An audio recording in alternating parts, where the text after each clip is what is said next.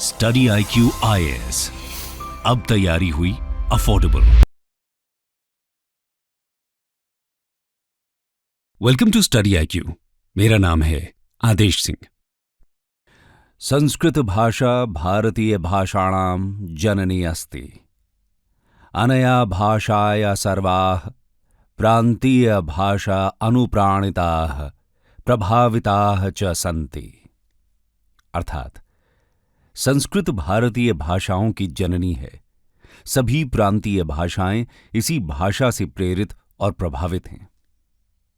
दोस्तों, संस्कृत भाषा देव भाषा है। प्रायः सभी भारतीय भाषाओं की जननी और प्रादेशिक भाषाओं की प्राणभूत है। जिस प्रकार प्राणी अन्न से जीवित रहता है, परंतु वायु के बिना अन्न भी जीवन की रक्षा नहीं कर सकता, उसी प्रकार हमारे देश की कोई भी भाषा संस्कृत के बिना जीवित रहने में असमर्थ है। इसमें कोई संशय नहीं है। इसी भाषा में हमारा धर्म, इतिहास और भविष्य सब कुछ निहित है। आज दुनिया के कई देशों में संस्कृत लैंग्वेज की इंपॉर्टेंस को समझा जा रहा है और इस पर रिसर्च हो रही है। लेकिन वहीं एक समय पर भारत की पहचान संस्कृत भाषा आज अपने ही देश में विलुप्त होने की कगार पर आ गई है। अनेकों भाषाओं की जननी कही जाने वाली संस्कृत भाषा का अस्तित्व आज खुद खतरे में है। संस्कृत भाषा सदियों तक भारतीय संस्कृति और उसकी सभ्यता की सहवाहक रही। लेकिन संस्कृत आज नई पीढ़ी के बीच अपनी लोकप्रियता खोती जा रही है। भारत सरकार द्वारा इसे 22 अनुसूचित भाषाओं की सूची में शामिल किया गया है। लेकिन फिर भी भारत के लोग इससे दूर होते जा रहे हैं। तो आज हम इसी पर बात करने वाले हैं। आज हम जानेंगे इस प्राचीनतम भाषा की उत्पत्ति कहां से हुई, इसका विकास कब और कैसे हुआ, और आखिर में चर्चा करेंगे कि इसके डिक्लाइन के पीछे कौन से कारण जिम्मेदार हैं। तो आइए शुरू करते हैं। Origin of Sanskrit. दुनिया की सभी भाषाओं में संस्कृत सबसे पुरानी भाषा है।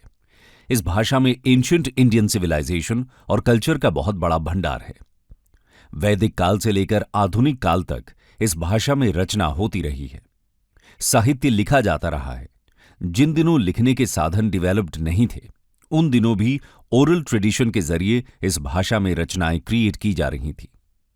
विश्व की सभी भाषाओं को जियोग्राफिकल एरिया के आधार पर 4 भागों में बांटा गया है। Eurasia, Africa land, Pacific ocean land and American land इसके भाग हैं। यूरेशिया फैमिली की एक ब्रांच इंडो यूरोपियन फैमिली भी है। इस इंडो यूरोपियन फैमिली की 10 ब्रांचेस हैं, जिसमें से एक शाखा इंडो इरेनियन यानी आर्यन फैमिली है। इसके 3 सब क्लासेस हैं, ईरानी, Dard and Indo Aryan languages. Indo Iranian family से ही संस्कृत की उत्पत्ति हुई है। Greek, Latin, English, Russian, French, Spanish जैसी सभी यूरोपियन लैंग्वेजेस भी इसी फैमिली को बिलोंग करती हैं।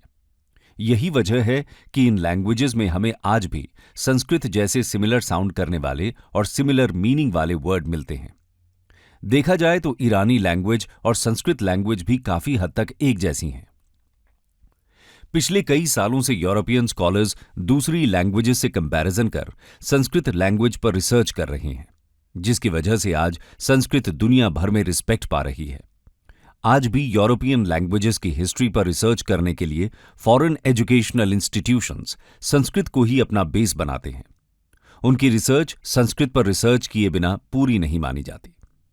हमारे देश में ऑलमोस्ट सारी मॉडर्न लैंग्वेजेस संस्कृत से किसी न किसी तरीके से जुड़ी हुई हैं। अब चाहे वो हिंदी हो, मराठी हो, गुजराती हो, बंगाली हो, असमीज हो, पंजाबी हो या सिंधी, ये सभी संस्कृत लैंग्वेज से ही डेवलप हुई हैं। संस्कृत लैंग्वेज के वर्ड न सिर्फ दूसरे देशों की लैंग्वेजेस में मिलते हैं, बल्कि साउथ की तमिल, तेलुगु, कन्नड़ा और मलयालम लैंग्वेजेस में भी संस्कृत लैंग्वेज के वर्ड मिलते हैं। इन्हें इन लैंग्वेजेस ने अपने हिसाब से अडॉप्ट किया है। इसी तरह संस्कृत ने भी समय समय पर द्रविडियन लैंग्वेजेस और फॉरेन लैंग्वेजेस से वर्ड्स अडॉप्ट किए हैं। यही वजह है कि सेपरेट लैंग्वेज फैमिली से होने के बावजूद संस्कृत पर इन लैंग्वेजेस का असर दिखता है। आइए अब जानते हैं समय के साथ संस्कृत ने किस तरह अपने आप को डेवलप किया। When did the Sanskrit language develop? Sanskrit के विकास को देखें तो लिंग्विस्टिक साइंटिस्ट्स ने इसे 3 कालखंडों में बांटा है। पहला एंशिएंट आर्यन लैंग्वेज पीरियड, जो कि 6000 BC से लेकर 800 BC तक चला। इस काल में वैदिक लैंग्वेज और एंशिएंट संस्कृत लैंग्वेज का विकास हुआ। दूसरे कालखंड को मिडीवल आर्यन लैंग्वेज पीरियड कहा गया और इसका टाइम पीरियड था 800 BC टू 1000 AD। इस दौरान पाली, प्राकृत और अपभ्रंश लैंग्वेजेस का डेवलपमेंट हुआ, लेकिन अपर एलीट और सोसाइटी के एजुकेटेड वर्ग द्वारा संस्कृत लैंग्वेज का यूज होता रहा और ज्यादातर क्लासिकल टेक्स्ट इसी समय लिखे गए। इस समय आम लोगों के बीच भले ही संस्कृत लैंग्वेज का यूज कम हुआ हो, लेकिन इसकी रिस्पेक्ट पहले की तरह ही बरकरार रही।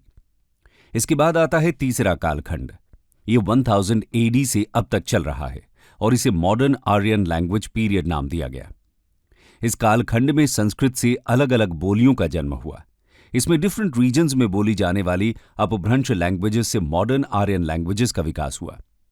द्रविडियन फैमिली की लैंग्वेज को छोड़कर हिंदी, मराठी, नेपाली, मैथिली, कोंकणी, अवधी, ब्रज, भोजपुरी, राजस्थानी, कश्मीरी, बंगाली, असमीज, ओडिया, गुजराती, पंजाबी सभी लैंग्वेजेस संस्कृत से ही डिराइव्ड हुई हैं। इस पीरियड में भी संस्कृत सेकेंड एरा की तरह ही एजुकेटेड पॉपुलेशन के बीच प्रचलित रही। इस समय रीजनल लैंग्वेजेस में भी टेक्स्ट राइटिंग का काम मेनली संस्कृत पंडित्स के द्वारा ही किया गया, क्योंकि संस्कृत के बिना एजुकेशन को इमेजिन नहीं किया जा सकता था। इस काल में ही इंडिया में फॉरेन इन्वेडर्स का रूल शुरू हुआ और टर्किश, अरबिक और पर्शियन जैसी लैंग्वेजेस इन रूलर्स द्वारा इंट्रोड्यूस की गईं। इससे मॉडर्न आर्यन लैंग्वेजेस की डिक्शनरी पर इंपैक्ट पड़ा। बहुत से न्यू वर्ड्स इन लैंग्वेजेस से मॉडर्न आर्यन लैंग्वेजेस में आ गए। हालांकि इन एक्सचेंजेस का संस्कृत लैंग्वेज पर अधिक प्रभाव नहीं पड़ा। इसके साथ ही इस युग में पोएट्री, ड्रामा, लिटरेचर, तंत्रशास्त्र, शिल्पशास्त्र जैसे कई टेक्स्ट्स की रचना हुई। इसके साथ साथ ओरिजिनल टेक्स्ट के ट्रांसलेशन और कमेंट्रीज पर भी काम किया गया। एक सवाल यह भी उठता है कि क्या संस्कृत आम लोगों के द्वारा भी बोली जाती थी या सिर्फ ये ब्राह्मण और पंडितों की भाषा थी? तो बता दें कि बहुत से लिंग्विस्ट ये मानते हैं कि संस्कृत कॉमन लैंग्वेज नहीं थी। आम लोगों के बीच बोली जाने वाली भाषा को प्राकृत कहा जाता था। देव भाषा बेसिकली ब्राह्मण पंडित्स द्वारा रिचुअल्स के लिए एक लैंग्वेज थी, ना कि एक फोक लैंग्वेज। लेकिन इस ओपिनियन से सभी लिंग्विस्ट अग्री नहीं करते। पाणिनि से लेकर पतंजलि तक सभी ने संस्कृत को फोक लैंग्वेज बताया है। बहुत से साक्ष्य ये साबित करते हैं कि संस्कृत वैदिक, पोस्ट वैदिक और प्री पाणिनि पीरियड में एक फोक लैंग्वेज यानी आम लोगों द्वारा इस्तेमाल की जाने वाली भाषा थी। हाँ, ये जरूर कह सकते हैं कि बदलते समय और परिस्थिति के साथ ये भाषा सीमित होती गई। आगे चलकर ये एजुकेटेड सोसाइटी की लिटरेरी और कल्चरल लैंग्वेज बनकर रह गई। कई सालों तक संस्कृत का विकास इंडिया में ही हुआ, लेकिन 17th सेंचुरी की शुरुआत में यूरोप और वेस्टर्न कंट्रीज को मिशनरीज और दूसरे स्कॉलर्स द्वारा संस्कृत के बारे में पता चला और धीरे धीरे वेस्टर्न कंट्रीज में ही नहीं बल्कि पूरे वर्ल्ड में संस्कृत का प्रचार हो गया। जर्मन, इंग्लिश, फ्रेंच, अमेरिकन और यूरोपियन कंट्रीज के स्कॉलर्स ने खासतौर पर संस्कृत की स्टडी को पॉपुलराइज करने का काम किया। ये संस्कृत ही थी जिसने 18th सेंचुरी के दौरान लिंग्विस्टिक्स की साइंटिफिक स्टडी को इम्पेटस प्रोवाइड किया। संस्कृत शायद एकमात्र ऐसी भाषा है जो रीजन्स और बाउंड्रीज के सभी बैरियर्स को पार करती है। नॉर्थ और साउथ तक और ईस्ट से वेस्ट तक भारत का कोई भी भाग ऐसा नहीं होगा जिसने इस लैंग्वेज में अपना योगदान न दिया हो या इससे प्रभावित ना रहा हो। आइए अब संस्कृत में लिखे कुछ इंपॉर्टेंट लिटरेचर की चर्चा कर लेते हैं। Literature in Sanskrit. दोस्तों, संस्कृत अपने रिच लिटरेचर के लिए जानी जाती है। दुनिया की पहली किताब कहे जाने वाले वेदास की रचना संस्कृत में ही हुई। इसलिए इस युग की संस्कृत लैंग्वेज को वैदिक संस्कृत भी कहा गया। 4 वेदास यानी कि ऋग्वेद, यजुर्वेद, सामवेद और अथर्ववेद के साथ साथ अन्य वैदिक साहित्य जैसे कि ब्राह्मणास, अरण्यक्स और उपनिषद्स का क्रिएशन भी संस्कृत भाषा में ही किया गया। वहीं अगर सेक्युलर सब्जेक्ट्स की बात की जाए तो पॉलिटिकल थियोरी पर कौटिल्य द्वारा लिखे गए अर्थशास्त्र को कौन भूल सकता है। इसकी रचना भी तो संस्कृत भाषा में ही हुई है। वहीं इतिहास पर तो न जाने कितने ग्रंथ संस्कृत भाषा में रचित हैं। उदाहरण के तौर पर कल्हण की रजत रंगिनी कश्मीर के राजाओं का इतिहास बताती है, जबकि जोना राजा के साथ हम ग्लोरी ऑफ पृथ्वीराज को शेयर करते हैं। वहीं कालिदास के लेखन ने संस्कृत साहित्य में 4 चांद लगाने का काम किया है। इनके क्लासिकल ड्रामाज जैसे अभिज्ञान शाकुंतलम, मालविकाग्निमित्रम, विक्रम उर्वश्यम और मेघदूत और रघुवंशम जैसे काव्य रचनाओं का लोहा तो पूरा संसार मानता है। इसके अलावा वात्स्यायन द्वारा संस्कृत में ही रचित कामसूत्र दुनिया की पहली सेक्सुअल ट्रीटिस के रूप में भी जानी जाती है।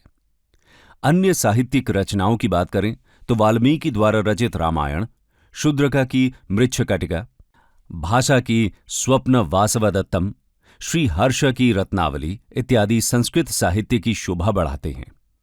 लेकिन अब सवाल ये उठता है कि इतनी साइंटिफिक और रिच लिटरेचर होने के बावजूद संस्कृत की लोकप्रियता आज निरंतर कम क्यों होती जा रही है?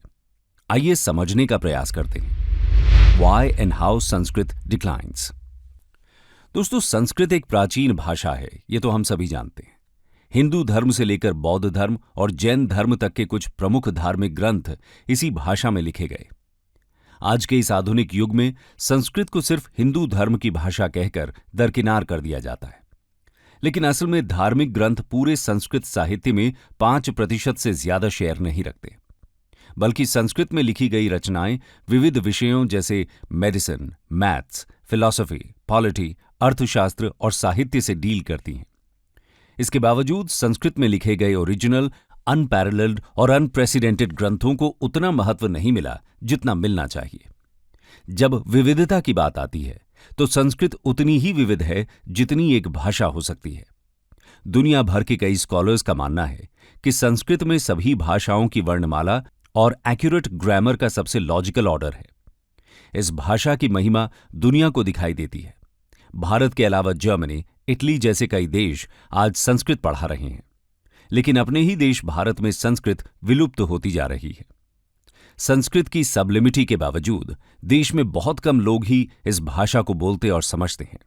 2001 के सेंसस के अनुसार 24,000 लोगों की मदर टंग संस्कृत थी। 2011 की सेंसस में इसमें 10,000 लोग कम हो गए।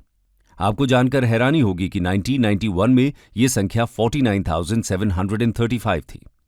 हम ये तो नहीं कह सकते कि इंडियन गवर्नमेंट इसके प्रमोशन के लिए कोई काम नहीं कर रही, लेकिन सोचने वाली बात यह है कि क्या ये एफर्ट्स काफी हैं इसे डिक्लाइन होने से बचाने के लिए?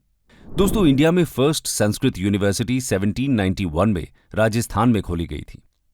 अब तक संस्कृत के लिए 1,000 से ज्यादा कॉलेजेस और 18 यूनिवर्सिटीज की स्थापना की जा चुकी है।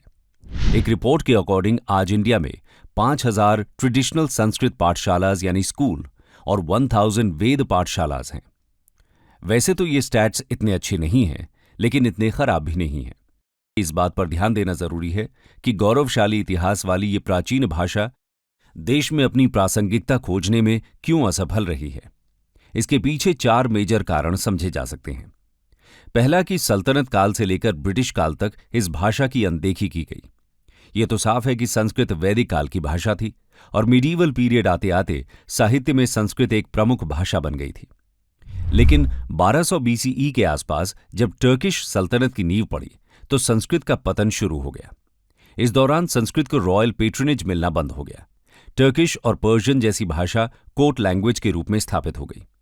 इस तरह सल्तनत और मुगल शासन के लंबे समय में संस्कृत भाषा में बहुत ज्यादा रचनाएं देखने को नहीं मिलती। इसके बाद ब्रिटिश रूल के आने से इसका इंपॉर्टेंस और भी कम होता गया। ब्रिटिशर्स ने भारत में अपने बिजनेस पर्पसेस को पूरा करने के लिए एक ऐसा वर्कफोर्स तैयार किया जिसमें संस्कृत के साथ बाकी इंडियन लैंग्वेजेस को इग्नोर करके इंग्लिश को इंपॉर्टेंस दिया गया। इंग्लिश एजुकेशन एक्ट 1835 के पारित होने के बाद इंडिया में एजुकेशन के मीडियम को इंग्लिश बनाने पर जोर दिया जाने लगा। इस वक्त के जितने भी लिटरेचर थे, जैसे राजा राम मोहन रॉय से लेकर पंडित मदन मोहन मालवीय तक, सब अपने समय के संस्कृत के ज्ञाता थे, लेकिन सभी ने लिखने और बोलने के लिए इंग्लिश को ही चुना। संस्कृत के डिक्लाइन के पीछे दूसरा प्रमुख कारण माना जाता है 3 लैंग्वेज फॉर्मूला का लागू होना। आजादी के बाद 1968 की नेशनल एजुकेशन पॉलिसी में कोठारी कमीशन द्वारा 3 लैंग्वेज पॉलिसी को इंट्रोड्यूस किया गया। 3 लैंग्वेज पॉलिसी के अनुसार स्कूल्स में इंग्लिश और हिंदी के साथ साथ एक मॉडर्न इंडियन लैंग्वेज को सिखाया जाना था। इस पॉलिसी के आने पर ज्यादातर हिंदी स्पीकिंग स्टेट्स ने संस्कृत को अपनी 3rd लैंग्वेज चूज किया।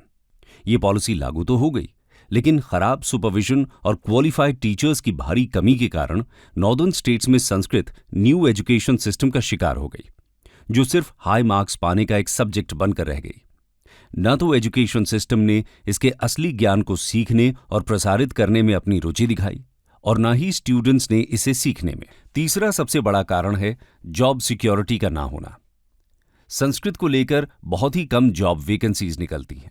30 जुलाई 2018 को लोकसभा में प्रेजेंट डेटा के अकॉर्डिंग एलिमेंट्री लेवल पर 9,316 और सेकेंडरी पर 1,07,689 यानी 10 लाख से ज्यादा टीचर्स की पोस्टिंग खाली थी। 25 नवंबर 2019 को human resource minister Ramesh Pokhriyal Nishank ने खुलासा करते हुए बताया कि देश की यूनिवर्सिटीज में 30,000 से ज्यादा संस्कृत टीचर्स की वैकेंसीज खाली हैं।